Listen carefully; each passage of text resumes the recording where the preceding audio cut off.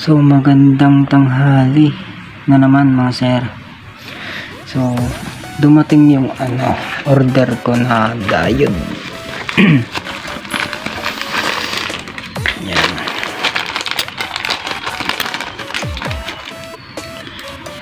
So testingin natin siya mga sir kung pwede ba. So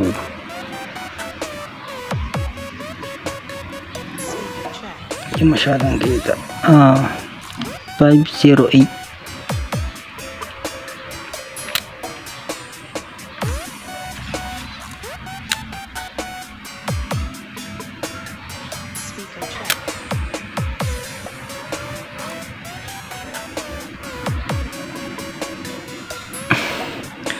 Hindi masyadong kita mga sir. So nagawa tayo ng PDC. So gamit natin na capacitor 400 UF po ay 470 pala UF, tapos 450 volts. So bali maliit lang siya mga sir. So gamit natin dito na 560. Ito. 560.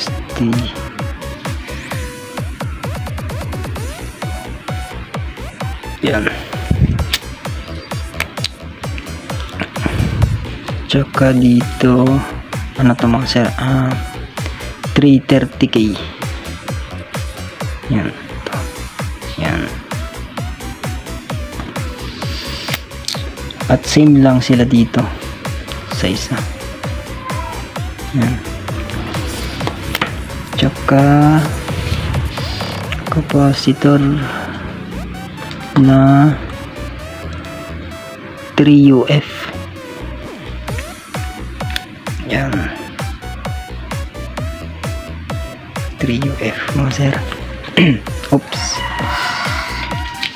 So bago ko simulan, intro muna tayo mga sir.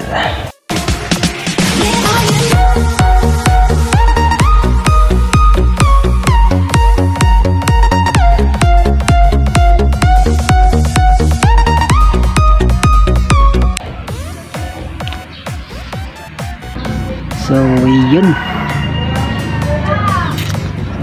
simulan na po natin mga sir. So itatry ko muna siya ng half wave muna mga sir. Half wave. Yun. Half wave muna mga sir.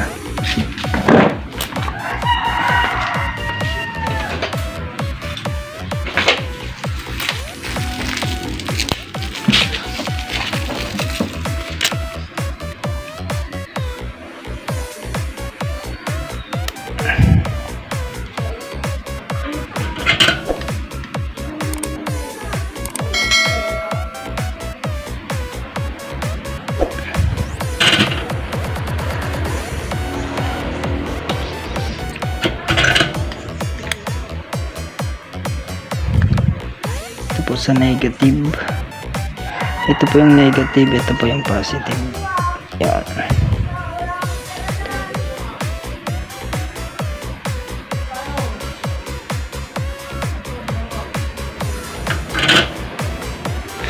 Yan.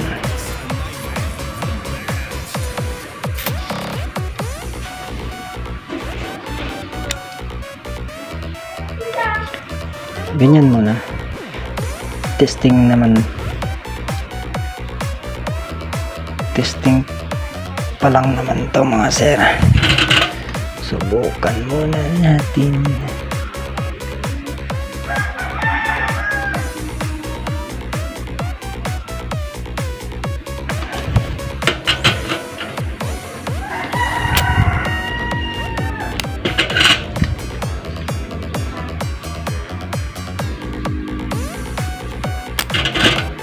Ayan.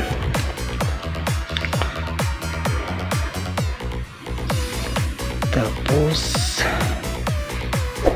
yan.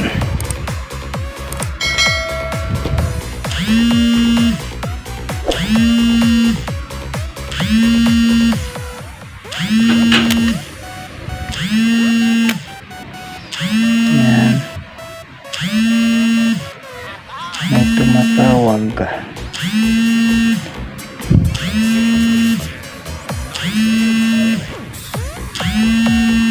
Iyon. Yan siya mga sir.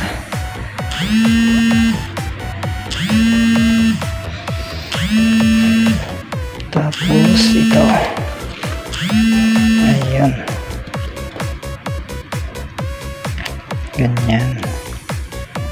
Sa negative.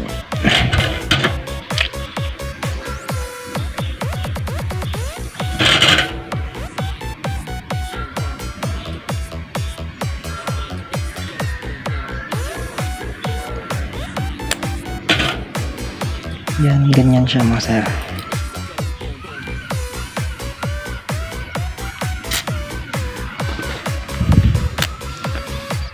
Tapos ito.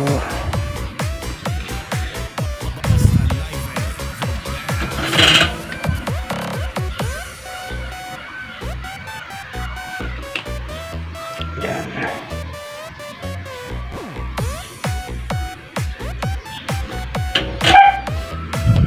Tapos ito.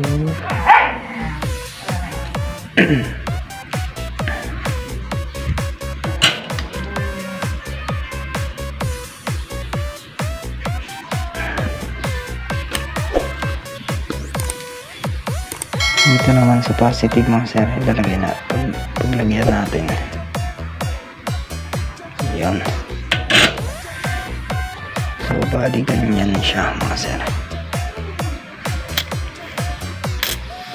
Ito po ang ating frequency na 500k.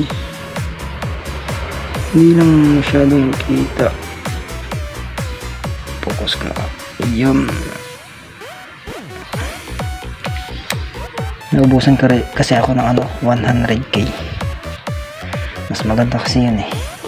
Pero maganda rin ito mga sir, kaso lang masyado siyang malakas. Mas maganda yung 100k.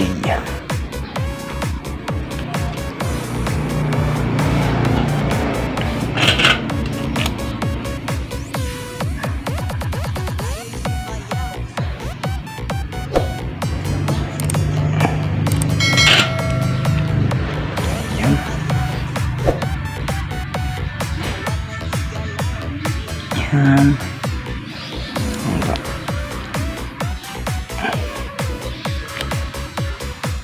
Tapos ito dito.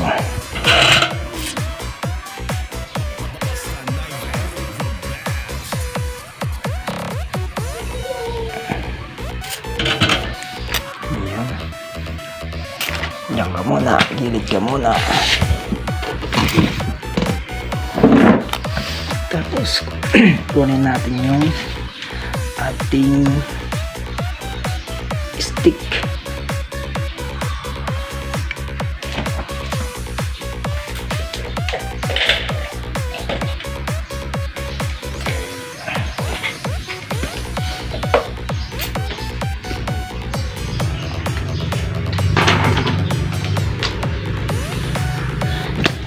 Oops. Tumaas. Kalimutan ko to. Yan. Lagay muna natin to mga sir.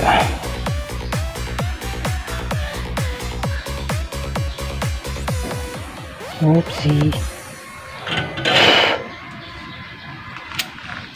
Yan. Tapos sa positive.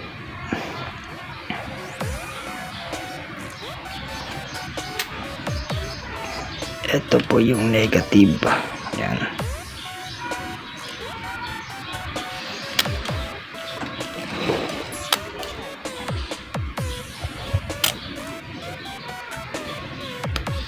Yung ating bulb para hindi masira baga mag short doon, masisira yung ating MOSFET. Kaya ilagay natin ito mga sir, protection ba. Yan, positive,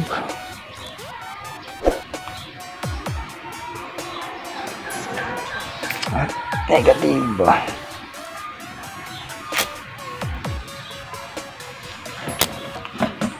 Ito ang kanyang switch. Yun. So try natin pindutin, tapos natin konti. Yun.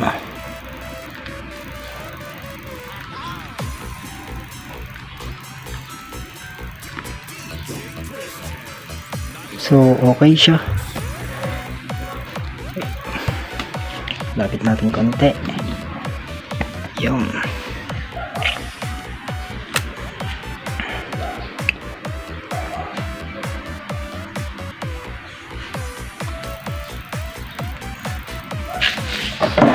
Narinig mo ba? Narinig naman ata mga sir. Tapos try natin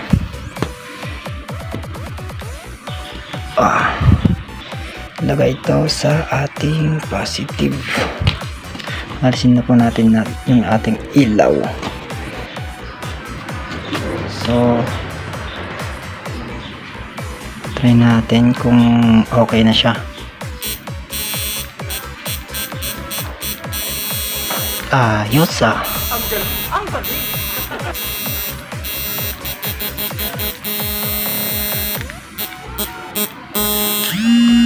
So maganda siya mga sir.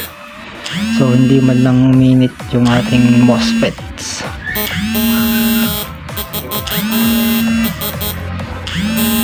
So hindi siya matakaw sa battery.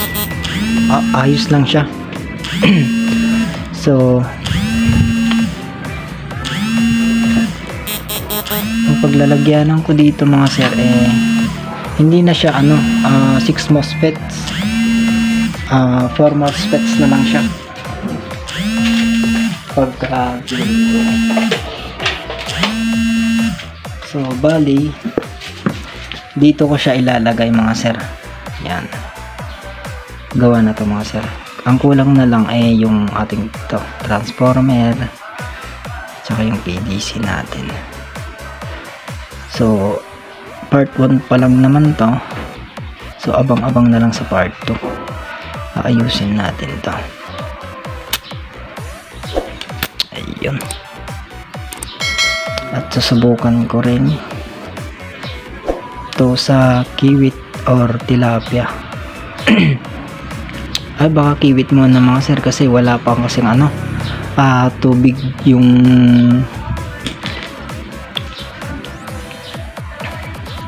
sapa namin dito.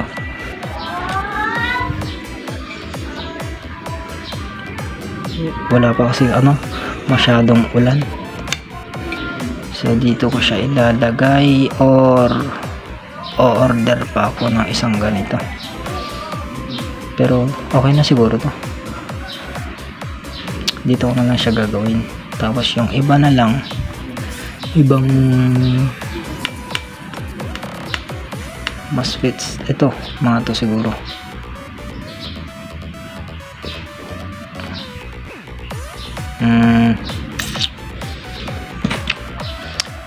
Tapos gawin ko siyang full wave, kasi kapag nag half wave ako mga sir, medyo matakaw sa battery. Yun kasi ang napapansin ko sa mga ginagawa ko. Pagka nag half wave ako, yun medyo tumatakaw sa battery. Paano masabi? Nag full wave ako hindi naman. Pero para sa akin lang mga sir, ewan ko lang sa mga gumagawang ganito, baka may ginagawa sila. So try natin ilaw.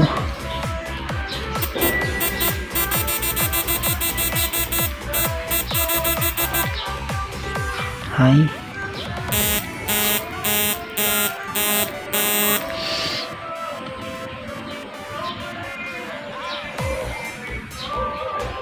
So ayos, hindi siya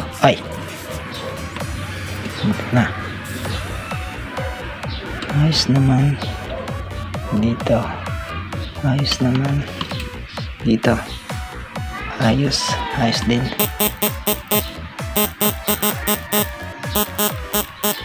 Yun. So, hanggang dito na lang muna mga sir yung ating videos. So, kung nagustuhan nyo mga sir, please like, share, and subscribe. So, pakipindot na rin po yung notification bell para updated po kayo lagi sa mga bagong na-upload na video tungkol sa mga ganitong content kung gusto. Kung yung mga gustong matuto, PM na po. At saka dito sa may aparato natin, yan.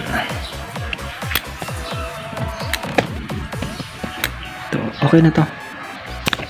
Oops. Malakas to mga sir. Kulang yung 21 natin ng dalawang layer, pero okay. Maganda siya. Kaya kuya dito pa yun. So magpapaalam na po ako sa susunod po ulit na video. So bye bye po. Paalam.